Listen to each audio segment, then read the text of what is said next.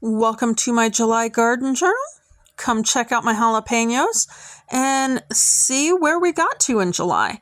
Now, for those that don't know, by the way, hi, I'm Megan, and I broke my foot at the end of April, so June 26th was sort of my free to do whatever I want mark, where I didn't have any restrictions, but after 2 months off of my foot for the most part, it was sort of one of those, I was still only doing about 5 minutes at a time to start, and have now, in the middle of August, built myself up to about 35 minutes.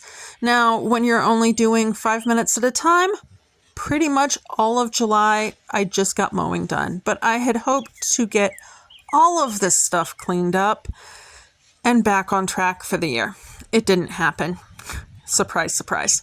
So anyway, the mulberry tree you just saw, I did get a little bit of it trimmed. I need to do some more, but I'm going to have to be on a ladder or have some help to get that done.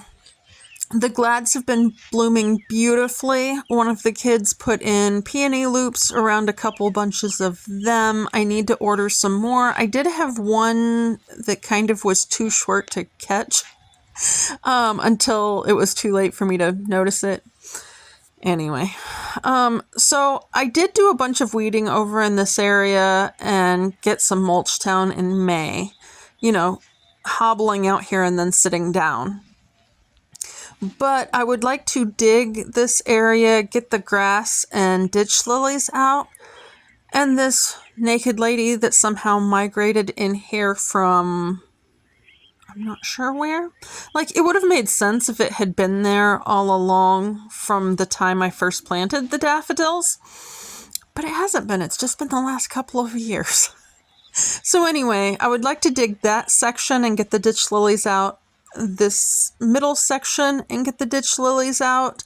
Hopefully without messing with the iris too much, as well as this section and get the ditch lilies out. Now, I do have about a 2-foot swath in front of the ditch lilies that I had kale in last year. I had anticipated the kids would put the peppers there, which didn't happen. And then like the 2 feet in front of the house, I would like to have sort of a wide border coming out so that it's flowers and pretties, and then I kind of layer in some edibles in front of that. I probably won't get to it in the next month. Eventually this fall, I would like to remove the dried off glads once they, die off for the season. And then I would like to kind of dig the top inch or so of this section. This was not a sheet mulched area. I just sort of used the shovel and pried up a spot in the grass. And so I've got a bunch of grass that mixes in, and I would like to get that sod up so I'm not constantly fighting grass. And then mulch, and then hopefully next year I will be able to go in and put some borage or something around the bottom that's a bit lower and will shade out weeds. I would also kind of like to move this fennel, and that might be a this year project yet. I didn't realize just how big the fennel would get, or that it was a perennial, and so I didn't plant accordingly. Yeah, so I would like to move the naked lady. And now that I think about it, I would possibly put the naked lady over beside the chives next to those glads. I've had glads planted in that corner little section a couple of times, and they always seem to disappear. So, maybe that could go there. I'm going to move Sedum and Mums from over underneath the big mulberry tree out to the front where those ditch lilies get pulled out. And then the section with the daffodils, that would actually just sort of get redone and replanted in that space. I had originally had a rosemary in the corner, and that has died off. The ditch lilies just kind of choked it out, I think. But the back half, the daffodils aren't blooming anymore, so I think they're just too crowded as well. And then I would like to do some summer pruning on Mama Peach. This section in here is way too thick, and when I prune it in the wintertime, it just seems to be encouraging more growth on that one side, and it happens to hang over our walkway, so it can be a little bit frustrating because you are walking by and, well, Mama Peach just decides to reach out and touch someone.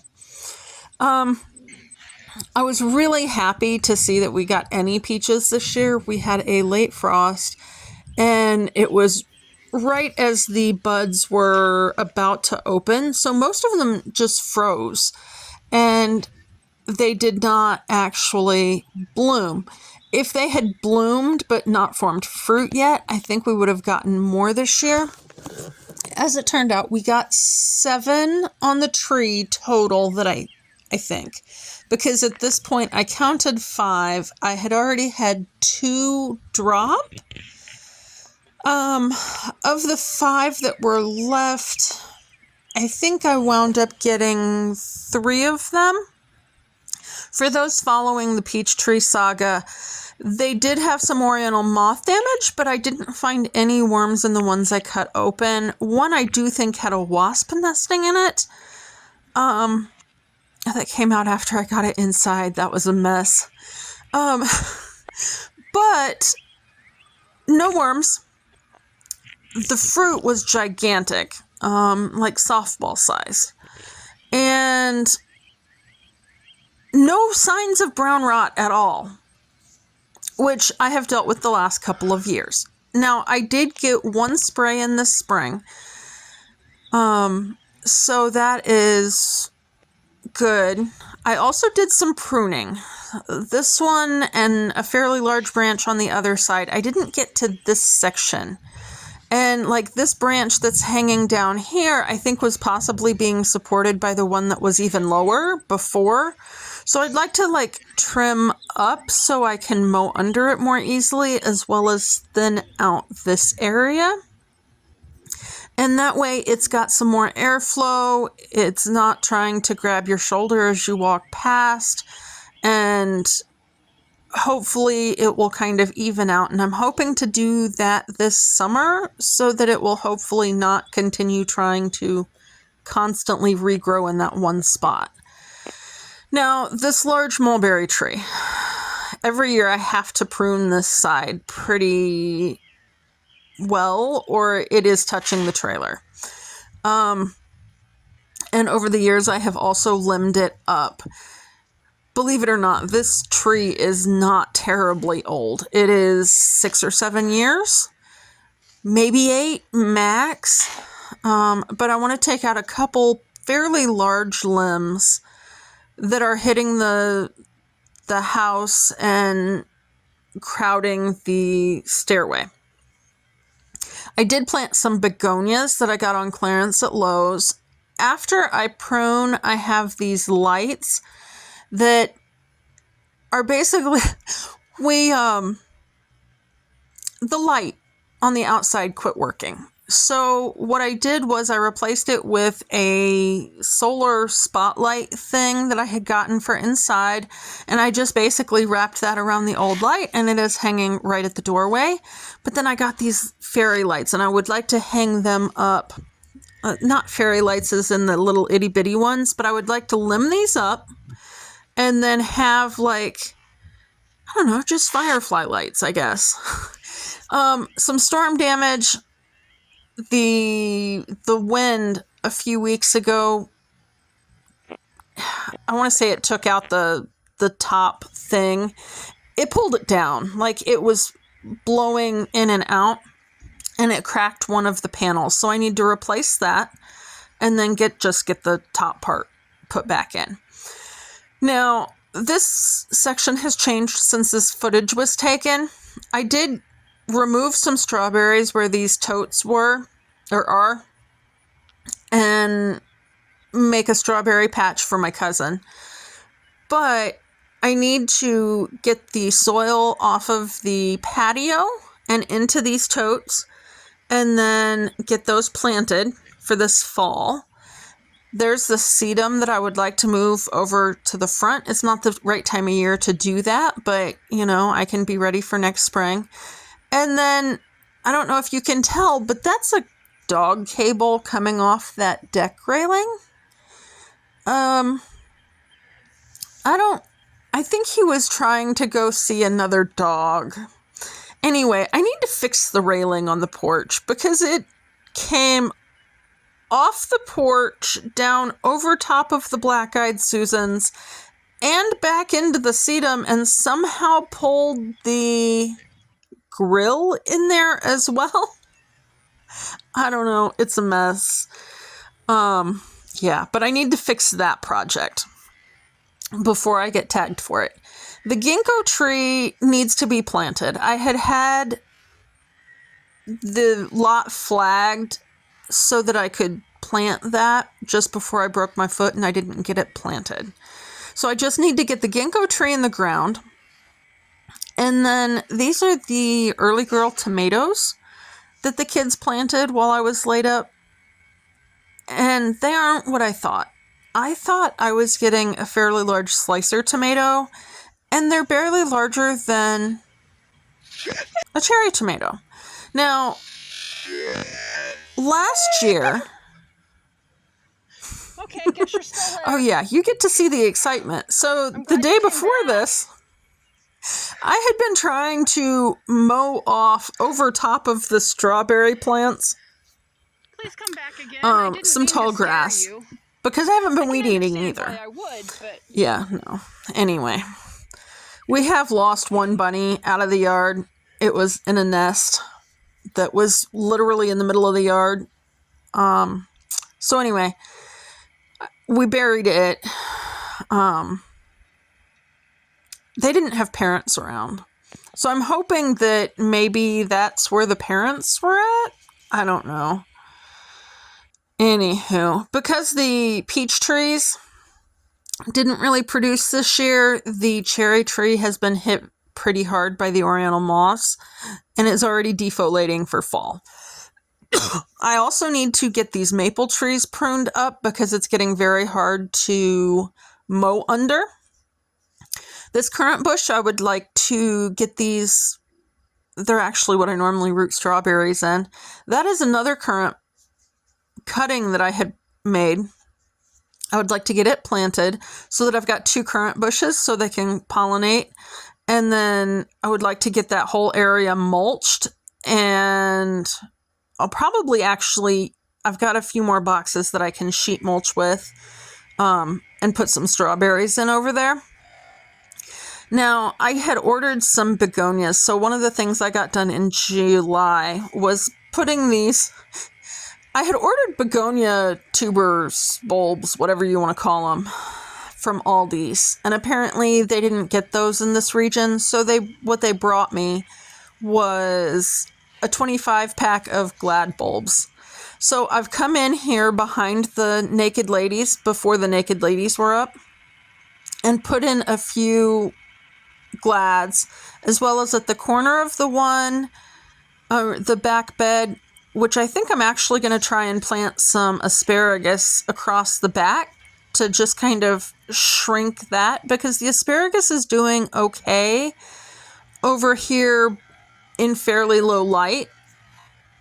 But I wind up with this weird foot or two at the back of that back bed that stuff doesn't really want to grow.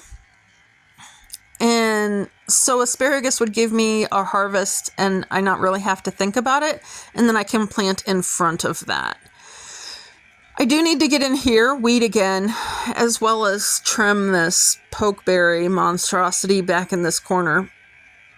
I'm a little skittish about coming over here because the one time I did try and weed eat, I wound up, there's a garter snake hidden in the corner back. It came out from under that tree and was coming at me. I wasn't really impressed. But anyway, this this limb here is coming way out and makes it hard to mow. This whole area, it's almost like a 10 by 10 garden room back here between the cherry tree and this maple. This is the bell peppers. One has been eaten. One is producing fairly well. But like, it's so weird to me how they come on. It's like, we're going to sit here and look like a dime or a nickel sized little bauble for quite a while, and then they just sort of start expanding. So it's been interesting. I'm not sure what some of these weeds are, but this is an area I had planted with strawberries and onions. The onions never really bulbed up a whole lot, so I'm not sure what to think there. I've got a lot of excess jewel weed, and then of course the poison sumac is coming back. I'm struggling with the cats trying to get out. So I'm kind of tossing stuff out the back door I'm going to need, or coming out the back door because I can't even get out the front door. I'm just too slow with the foot to manage to outrun a little bit. And then of course I told you I would show you back here. I need to get this cleared out so it's more of a walkway. I have wanted to move the Russian sage, and I think what I'm going to do is I'm going to move some of that over in front of the shed and try and give that a little bit more color and nice look. It's not a ton of more light than what it would get here, but it seems to actually be doing okay here. It just doesn't have the room it needs. So I'm hoping I can put it in front of the black raspberry sort of section. And then I need to obviously weed, and I need to finish this walkway. And that way we'll be able to get in and out fairly cleanly. And then I want to plant over there. I was trying to give instructions to kids and the boxes didn't wind up. But I'm basically going to sheet mulch all the way along the fence and get some planting in.